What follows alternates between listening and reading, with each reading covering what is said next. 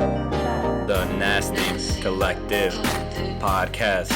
Yeah, I said the Nasty Collective Podcast.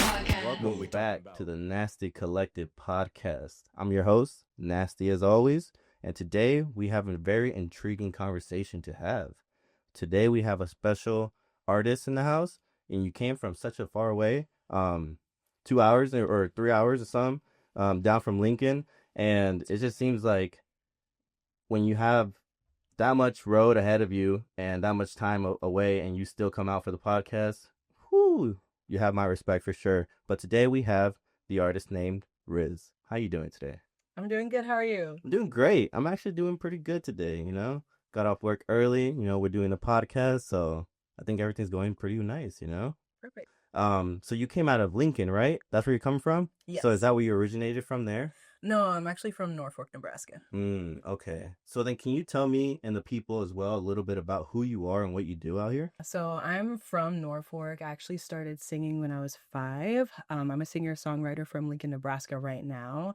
But I actually originally started doing musical theater. So that's where my love of singing kind of flourished in a sense. Musical theater, choir, show choir, really, really got into those activities when I was in high school. And then from there, I went to college and I decided to go for theater. I actually went to college at 2 schools. One was Midland University. I wanted to do music education first, but your girl cannot play the piano, so that was not for me at all. And people who can play piano, kudos to you. I am actually starting to learn that again, so I'm super excited. But I left Midland University, music ed. Lots of crazy stuff happened. And so I went back to my hometown in Norfolk, and that's where I went to Northeast and decided to do theater and got the theater degree there. Yeah. I think you might be one of the most educated in the arts people that I've talked to on here. I think that's something very special that I was researching about you, is that you do have a very good background as far as the education system that you have going on there. What does it mean to you to be so educated in the field of arts? Honestly, the only reason I went to school is because my parents growing up, they kind of pushed me. I think my mom might have an associate's degree. My dad's highest level of education would be grade school. So he grew up in the South, and then he moved down to Omaha and got into some trouble, and so he never went to school.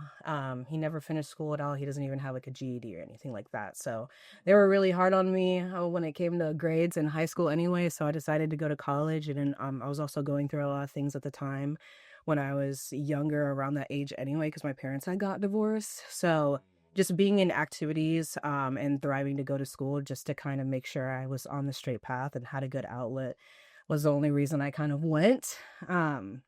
But there are people who go to college, and you don't have to be intelligent or super, super smart to go to college. You know what I mean? There are people who don't go to college who are smarter than people who do go to college. So I would say yes, it's great to have the degree. And I'm really proud of myself for actually getting that degree. But other than that, I mean, really, it's just for the art. The only reason I went to college for theater or for music education at the time was because I knew ever since I was 5, I wanted to be an actress or a singer. So that's why I even when I was in high school and I was thinking, oh my goodness, people are asking me what I want to be, who do I want to be when I grow up, and I'm just so I'm looking at Google, right? And I'm trying to figure out what the hell do I want to be when I grow up. And I'm I just want to do what I love doing right now, and that's singing or running. I was in track.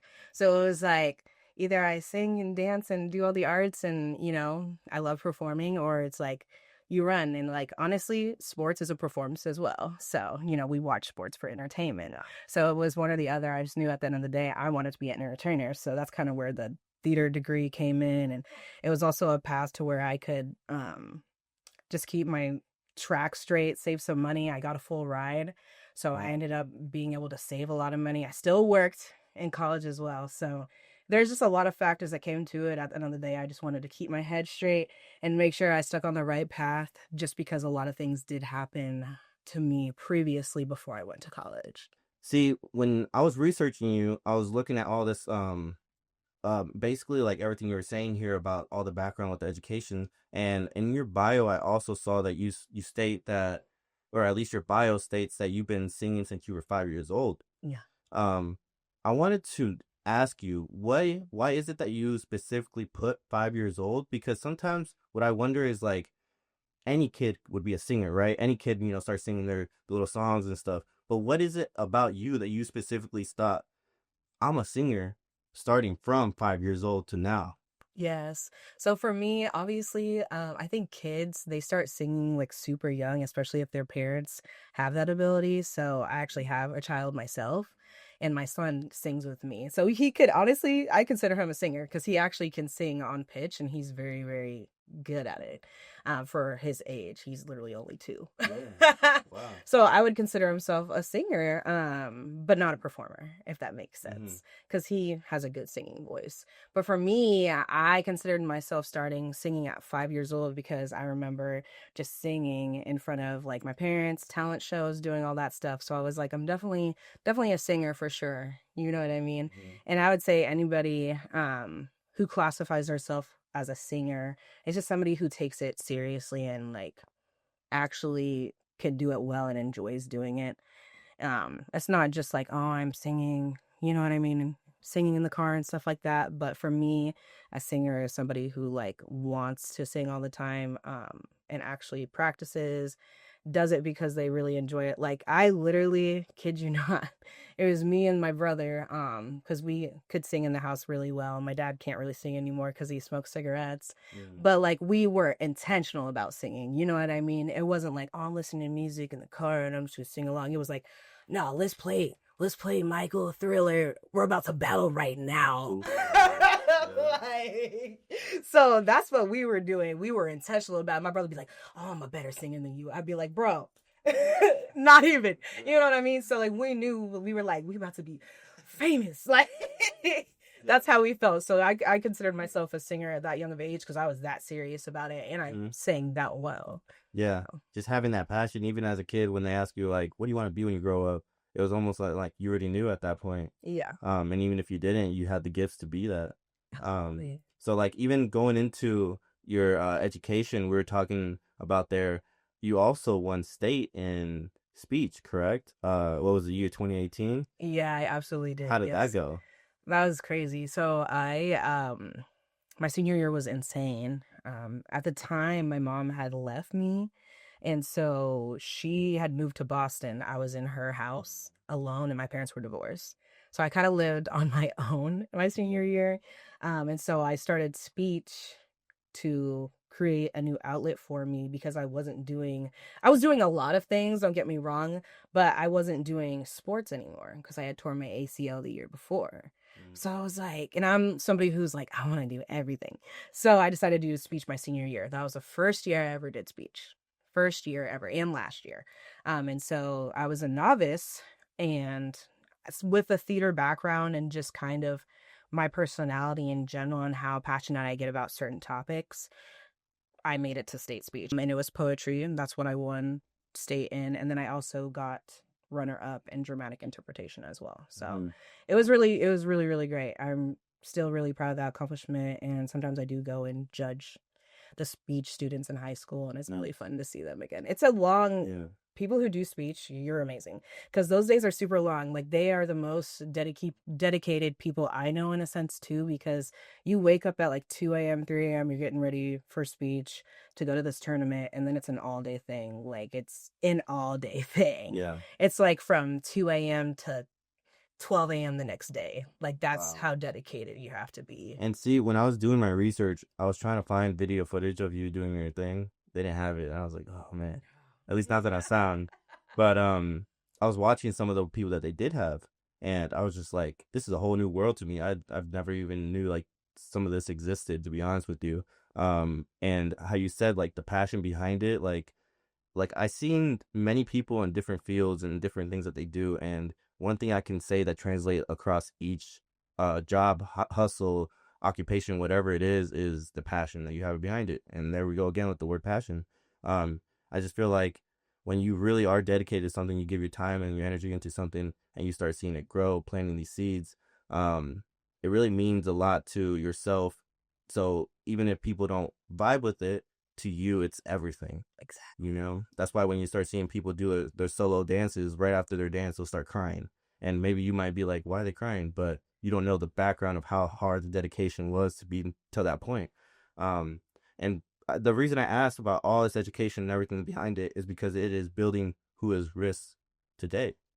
And when we talk about who you are today, what made you want to become this musician where you're actually coming about, like, following the name Riss and going out here and doing interviews, for yourself and making music and dropping it? What's making you do that now? Yeah, so I had been in college, and I had met this man named Malcolm. Shout out to Malcolm. Shout out to Malcolm. Don't say I never did anything for you. But basically, dude was going to school for audio engineering at the time, and he was like, "Yo, can you lay just like some ad libs on like my mixtape?" Bro, I was just gonna upload it to SoundCloud, still a fire mixtape. And I was like, man, I've never been in the studio. Sure. I hop into the studio at the college. Northeast has an amazing studio.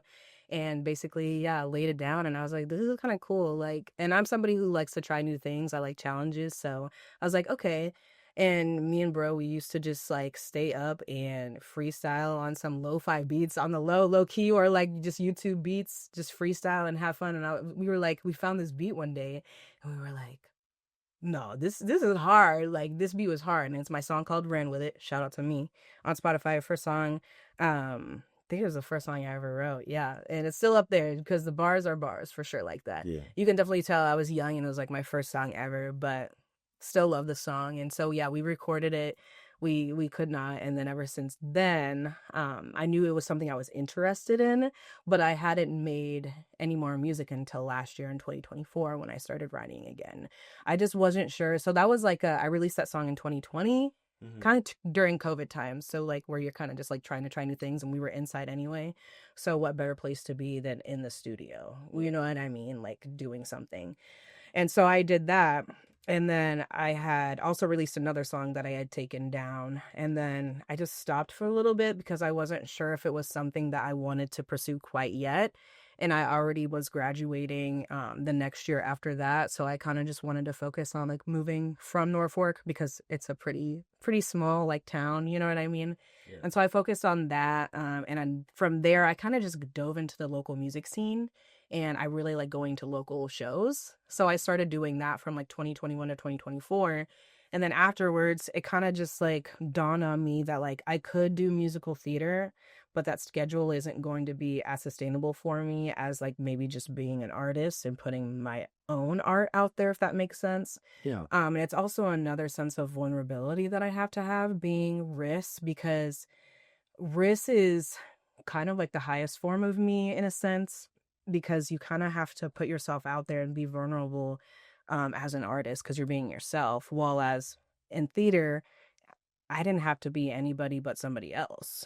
You know what I mean? If that makes sense. I don't have to be me. I'm a different character and I can perform these people really well, but it's not me. So when I dove into artistry and being an artist and writing music and singing, it's like, who am I on stage? Like, who is me? I never really had that experience because I was always playing as somebody else. You know what I mean? So I really wanted the challenge and also the flexibility to still create art. So I decided to kind of go this route and kind of just be myself and also write music and express my emotions to people, and connect with other artists because I love the arts, like everything about it. So I just didn't want to stray away from it. I still want to do acting.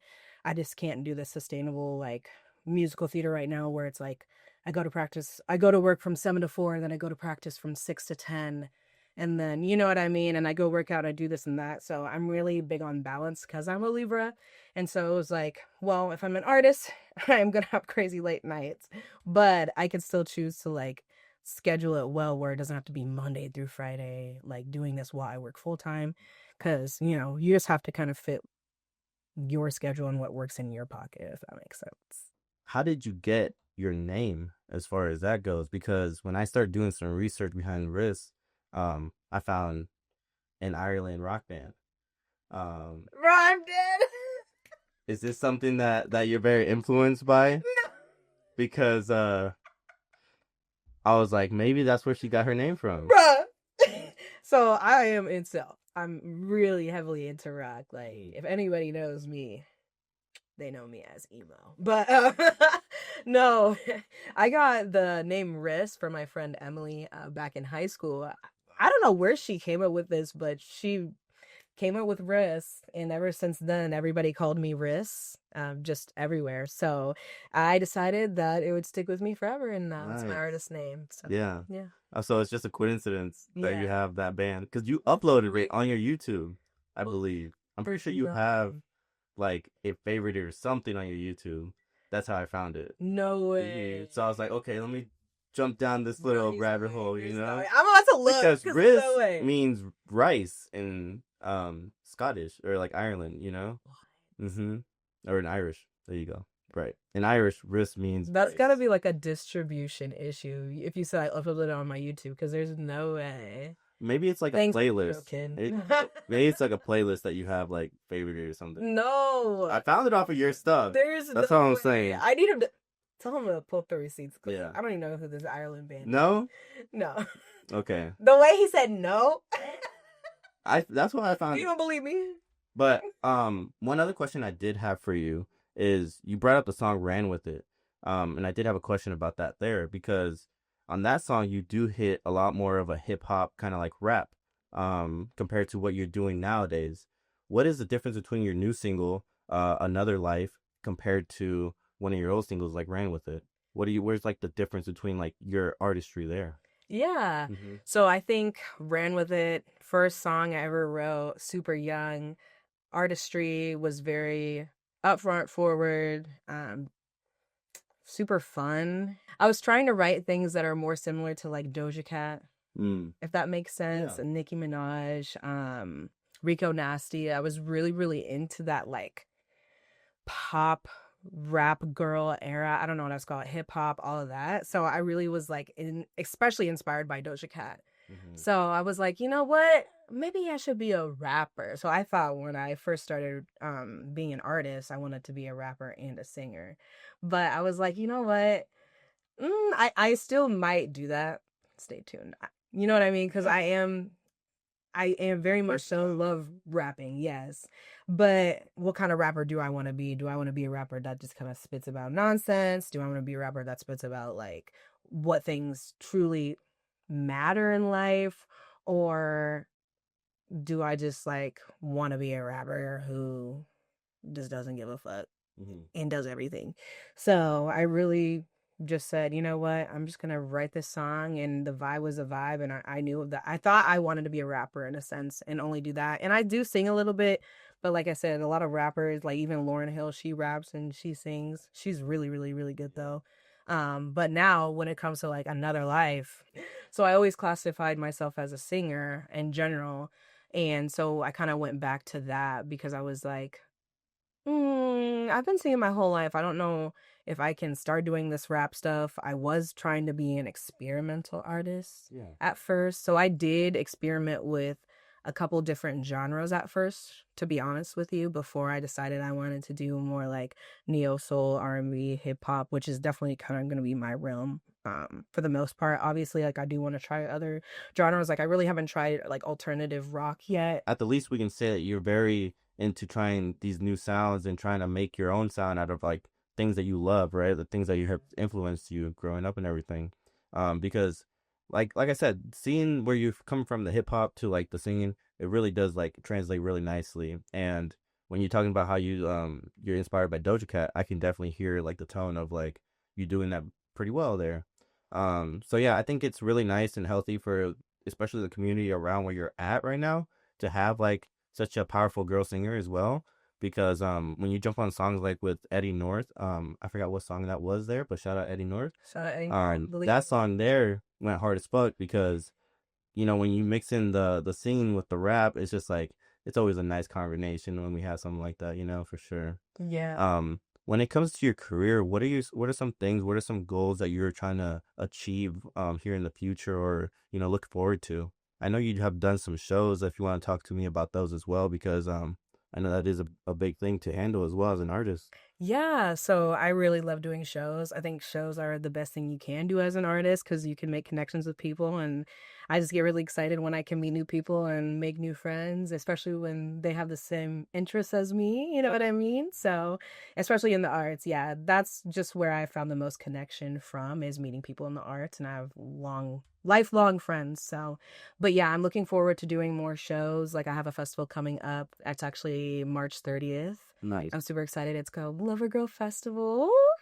So, Awesome. with that festival, it's for my EP that's coming up and going to be released in April. I'm super excited about that. I am going to announce the release date at the festival. Nice.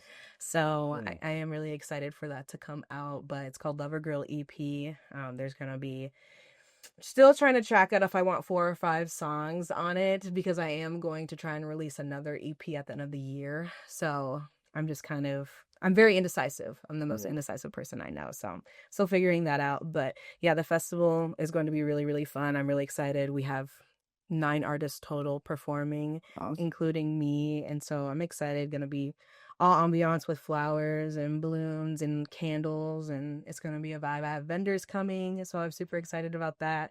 Yeah, it's going to be awesome. And I first, probably the second show I've ever like hosted. DJ Vaughn Make Hits. He's going to be DJing for me. Got a little bit shout out. Yeah, the band. I got Sean performing with me. Sean Beta and Andrew Weininger. He's fire. Just a drummer and piano. We're gonna try and do some live-ins for the first time ever. So yeah, it's gonna be a great show. All the artists that are in the show are fire as hell from Lincoln and Omaha.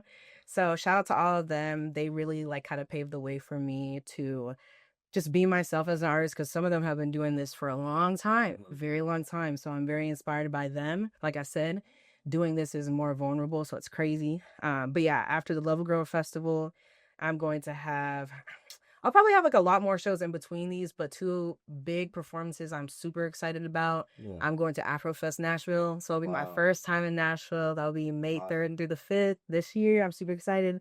And then I'm also going to be going to Omaha's 5th year anniversary Juneteenth Joy Fest. So I'm going to be one of their performers, which is a super great blessing because a lot of those performers that have performed the past years there are some, yep, definitely some of Omaha's best, Nebraska's best performers and writers. So yeah, I think the scene is crazy. We got a lot of talent in Nebraska that people don't get to see. So I'm hoping that I can travel and make my way out so people can kind of see what we're doing, going on, what's cooking around here, you know what I'm saying? And I have a couple more things in the works. I'm hoping to do some stuff in New York, but sometime this year, still kind of trying to figure out those kinks, but got some homies I met down there. Haven't been there yet, but like I said, connections are big for me. So just hopping on social media and you see artists you like and you guys are like, okay, let's connect. So I met some people who live down there. So I'm hoping to do a show there. Maybe a quick pop-up mic performance with a band. So I got a couple things in the works I'm super excited about, but yeah. Yeah, I'm excited to see where you go from here as well. I think that's why I'm also like honored to be even having you here doing an interview because I feel like your journey is very long after here, you know? This is just the beginning. Not even the beginning. This is just the, pretty long to the beginning. Yeah. But I do want to say as well is like while you're doing all these accomplishments, while you're going about your career, one thing to like keep in mind, even for like artists listening out there, is take your time with everything and enjoy every moment as it's happening. Because even when it comes down to like shows, you're building all this hype, you're doing promotion, you're getting the artists ready, you got deadlines met, and all the hype's building. The day is amazing, everything goes great. The next day, you're like, holy, it's all gone already. Like, it just happened so quick. So it's like, sometimes you just have to like revel in that moment and really like take a look around, breathe, and, soak it all up. So even in the smallest venues to like the biggest venues, just be grateful for every like step of the way for sure. Yeah. But yeah, I think that's going to be great. As far as like out there to like the young artists, how I was saying there, do you have any advice starting, this career or just becoming like an artist themselves? Like any advice to the people out there listening right now that you would have from risks? Yeah. So I have had a few people come to me surprisingly and just because they know I'm new in my journey and they want to kind of start their artist journey as well. And I always tell them one of the biggest things you can do is not be afraid to be yourself and also put yourself out there. A lot of the times people are afraid to just follow their dreams. I would say slow and steady wins the race always. So start slow. Don't put something out that you aren't completely confident about yet. Otherwise, you will regret it. But also be okay with where you're at now, because you're only going to get better from here, you know? So that's what I would tell them. Well, I appreciate the advice. I think that what you say there is very impactful. Like I said, is just like staying true to who you are, believing in yourself, when it comes to all this field. And the way that the biggest thing about you, I would say, is the fact that like you have been through different steps to become who you are. It's not like you just started out of nowhere. You actually put in some work to get to where you are now. And I think that's why like there's certain people that take more respect to you than just an artist starting out. So I think like also like other people that are starting out, take that advice as well, is that like you do have to put in the work to get to where other people are as well, because this field is a hard field to be in for sure. Y'all gotta be consistent, Right. as well. That's another thing I'm gonna tell you, Yes. because I mean, a lot of people will sit back and be like, how'd you get that? How'd you get that? And I'm like, you don't understand. I'm working with the communication. I'm big on communication. I'm big on connection. So you really have to put yourself out there, and you can tell. I was just talking with my girl today, my homegirl today. She said, you can tell who puts in the effort and who doesn't when it comes to this artistry. Mm-hmm. So, I mean, you really can. And like for me, I'm putting in effort, but I'm not putting in enough effort. You know what I mean? Because they want us to be content creators too. And so like coming to the podcast, doing the music video with the home dog, doing all those things, that's going to help you be to where you want to be, but also enjoy your content. Like, you know what I mean? If you don't enjoy content, you don't have to make content. It depends on how far you want to go in this. Yeah. You know what I mean? Not everybody wants to be big and not everybody wants to be small. Just be who you are, get to where you want to be, and believe in that. Yeah, and that's a very important thing because even when you're online, like how you were saying, it's so easy to contact people that are completely on the opposite side of the US, even the world, even. And when it's that accessible to see other people, one thing that you also have to keep in mind is that everybody is at their own pace. Yeah. Because someone could maybe be getting a really good award or something, like a really good opportunity, but just because they get the opportunity doesn't mean that your blessing won't be coming your way. Exactly. Yeah. Everybody has different blessings coming their way. Just a matter of whose time it is and when, and there's always a bigger plan for you. So you just have to believe in that too. So hopefully y'all bless me with the likes on this video. Appreciate y'all. But that's been the Nasty Collective podcast. We have Riz in the studio. I appreciate your time and you coming out here for real, making the drive. And now it's all, folks. The Nasty Collective podcast. Thank you for having me. Doses. All right, Riz. I want you to go ahead and explain to the people why I'm on this side for the very first time on my podcast here. Hi, team. Okay, dog. So listen, guys. Okay. Yeah. So I have tattoos, right? Of course. Look at them. Look at them. And my tattoos are an accessory. And this is my good side because most of my tattoos are on this side. Of course. So I asked homeboy, I said, look, because like I can see myself. He lets you see yourself before you do this. So I was like, can you switch me? And he was like, nah. Well, you kind of were like, no at first. I was like, what's going to have to... all right, yeah. But you were... A little bit. But not badly, though. Not bad. He was like this. He wasn't like, no, but he was like, yeah. We could. And then I kept being like, you know what? I don't like this side. And he was like, girl, we can switch. I was like, are you sure? we only had to switch almost everything, but it's all good. No, we didn't. The only thing we switched, guys, was literally the laptop and our butts. The laptop, the lights, the camera. You're so dramatic. No, I'll tell you. Hey, but look, Riz in the studio, she gets what she wants, so that's just how we do things around here, man. But that's collective, man. We appreciate that.